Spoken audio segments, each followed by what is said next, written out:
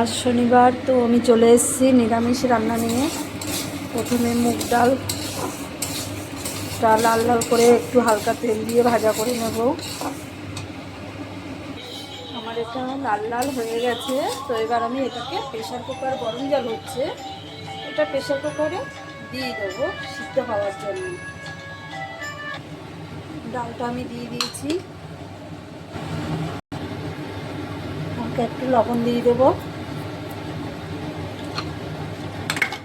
আটকে দেবো। ডালের মশলার জন্য নিয়েছি ধনে, কাঁচা লঙ্কা, জিরা ও আদা, এটাকে পেস্ট করব। এদিকে কড়ার মধ্যে দিয়ে দেবো তেল,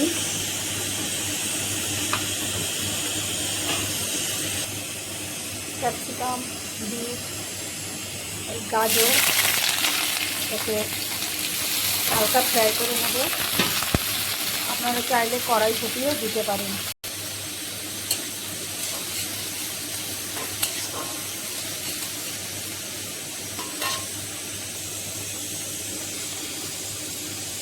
দিয়ে দেবো স্বাদ মতো লবণ,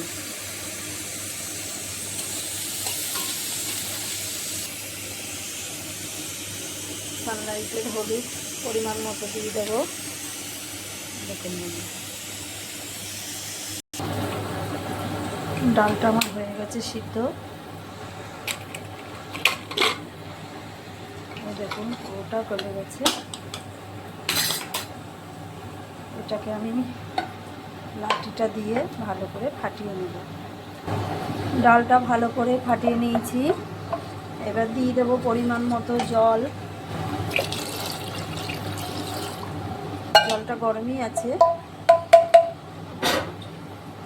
আগে সিদ্ধ হওয়ার জন্য একটু লবণ দিয়েছিলাম, তো আবার একটু হালকা পরিমাণ দিয়ে দেবো। সানরাইজের হলুদ দেব। এদিকে দেখুন এটা হয়ে গেছে, তো এটাকেও দিয়ে দেব।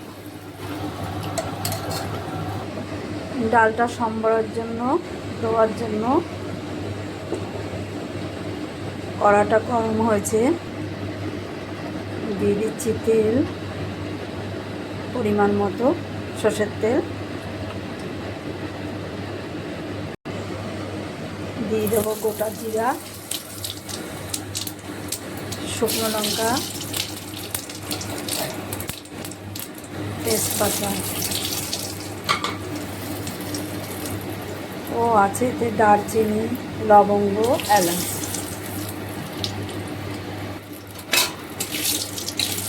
এটা হয়ে গেছে, এর মধ্যে দিয়ে দেবো মশলা।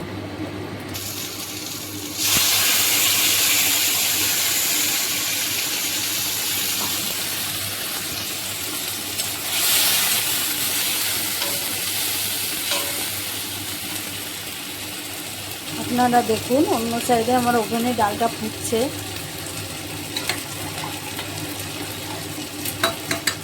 এবং এদিকে মশলাটা রেডি, ডালের মশলাটা দিয়ে রেডি।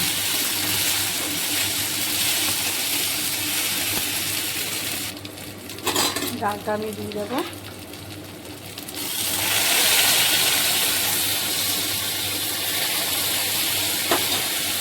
যেসব বন্ধুরা একটু হালকা মিষ্টি খেতে ভালোবাসেন, তারা অল্প একটু সুগার দিয়ে দেবেন, সামান্য পরিমাণে। ডাল রেডি, দেখুন ফুটছে, একটু হালকা গরম মশলার গুঁড়ো দিয়ে দেবো। আমার ডাল রেডি হয়েছে, তো আপনারা এর সঙ্গে একটু পাঁপড় ভেজে গরম গরম ভাতের সঙ্গে